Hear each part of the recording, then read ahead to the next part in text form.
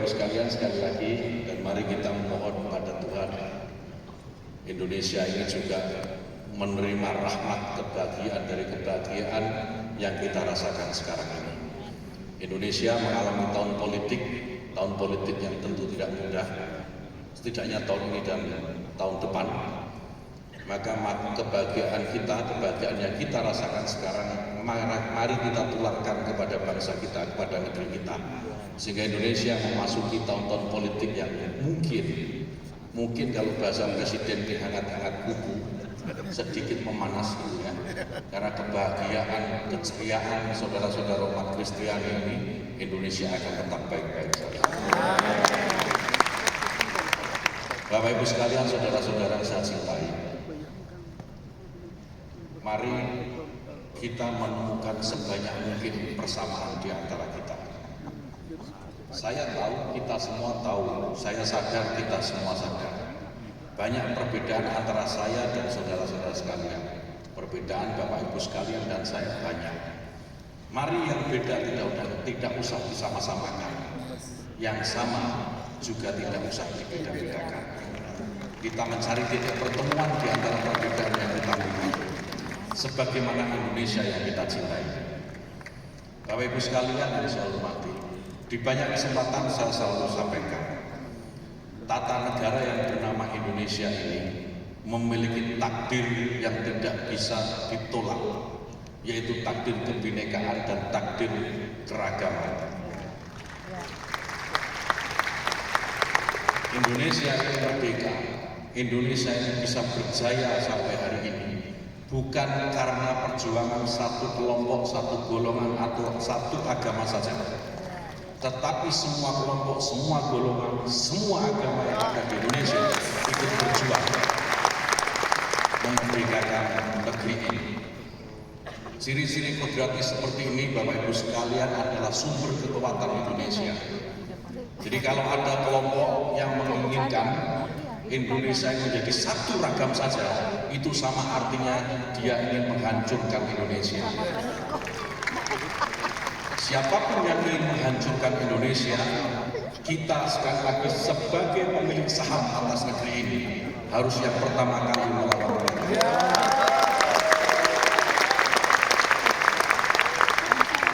Oleh karena itu, saya juga merasakan sekaligus ingin meminta maaf dalam kesempatan yang baik ini.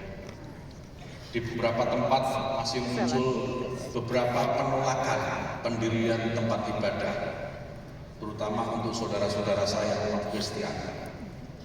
Saya minta maaf.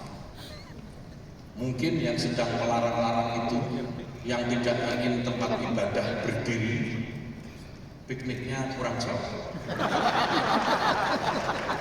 Belajar dari guru yang salah, kita maklumi.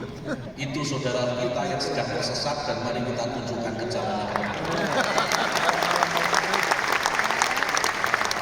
Kami pemerintah sedang berusaha, sedang merumuskan sebuah peraturan. Banyak kritik memang, banyak masukan tentang peraturan pendirian rumah ibadah. Sebagian saudara-saudara kita minta agar peraturan pendirian rumah ibadah dicabut saja, karena ini akan mempersulit umat untuk mendirikan tempat ibadah. Di sisi yang lain, ada yang minta udah biarkan saja. Itu penting.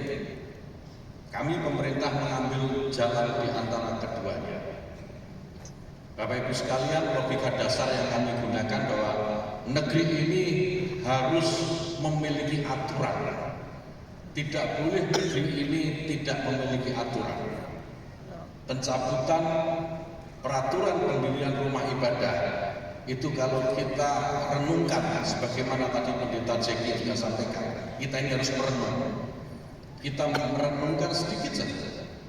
Kalau tidak ada peraturan mendirikan rumah ibadah, maka di mana satu agama mayoritas, ya, itu nanti isinya di tempat itu ya rumah ibadah agama itu saja. Sebut misalnya di Jawa Barat mayoritas Muslim. Kalau tidak ada aturan pendirian rumah ibadah, maka di sepanjang jalan, di sepanjang wilayah satu daerah itu sepanjang mata kita memandang yang ada hanya rumah ibadah umat Islam saja. Sebaliknya nanti di Sulawesi Utara yang mayoritas umat Kristiani di sana, maka yang kita lihat sepanjang zaman, sepanjang mata kita memandang ya hanya gereja saja. Dan ini Bapak Ibu sekalian sama sekali tidak mencerminkan kebinekaan, tidak mencerminkan keindonesiaan, dan tidak mencerminkan takdir kita sebagai sebuah bangsa yang memang beragam. Oleh karena itu, pemerintah sekarang sedang merumuskan peraturan mendirikan rumah ibadah yang mempermudah peraturan sebelumnya. Tetap diatur, tetapi bagaimana peraturan ini bisa mempermudah setiap umat beragama yang ingin mendirikan rumah ibadah. Peraturan yang lama, Bapak Ibu sekalian, untuk mendirikan rumah ibadah itu ada 2 rekomendasi yang harus dipenuhi. 1 rekomendasi dari FKUB, yang kedua rekomendasi dari Kementerian Agama. Di peraturan yang baru kami usulkan kepada Presiden agar pendirian rumah ibadah itu hanya cukup 1 rekomendasi saja, tidak perlu ada rekomendasi FKUB. Cukup rekomendasi dari Kementerian Agama saja. Karena kami memahami betul dari beberapa persoalan yang muncul dari pendirian rumah ibadah ini, kebanyakan itu karena rekomendasi dari FKUB tidak keluar, sehingga pemerintah daerah tidak berani memberikan izin IMB bagi rumah ibadah. Nah, ini kita buat sedemikian rupa sehingga aturan tetap ada, tetapi aturan ini mempermudah, tidak mempersulit seperti sekarang. Nah, kepada saudara-saudara umat Kristiani, saya mohon doa agar peraturan ini segera terbit dan kita hidup beragama di bangsa yang majemuk, di bangsa yang berbineka ini juga semakin tenang dalam menjalankan keyakinan kita.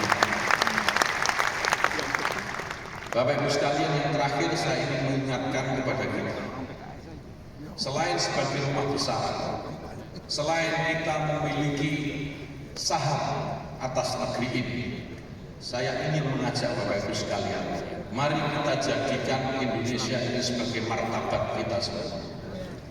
Kalau kita memiliki martabat kita ini diganggu, martabat kita ini diinjak-injak oleh yang lain, maka tidak ada pilihan buat kita selain melawan itu. Jadi kalau ada yang ingin merusak atau mengganggu martabat kita yang namanya Indonesia, mari kita bersama-sama melawan. Tidak peduli agamanya, tidak peduli. Kalau yang mengganggu martabat kita sebagai sebuah bangsa ini, agama tertentu sudah nggak peduli. Kalau mengganggu Islam kita lawan sama-sama. Kalau mengganggu Kristen kita lawan sama. Karena ini martabat kita Indonesia. Indonesia beragam. Indonesia beragam dan keberagaman itu adalah kekuatan bagi Indonesia. Tidak akan ada Indonesia jika tidak ada Islam. Tidak akan ada Indonesia jika tidak ada Kristen. Tidak ada Indonesia jika tidak ada Katolik, tidak ada Hindu, tidak ada Buddha, tidak ada Konghucu dan seterusnya. Mari kita jaga bersama-sama. Saya yakin jika kita semua yang ada di sini memiliki keyakinan yang sama atas martabat kita sebagai sebuah bangsa, maka Indonesia akan baik-baik saja. Siapapun yang akan memimpin nanti. Bapak Ibu sekalian, terima kasih.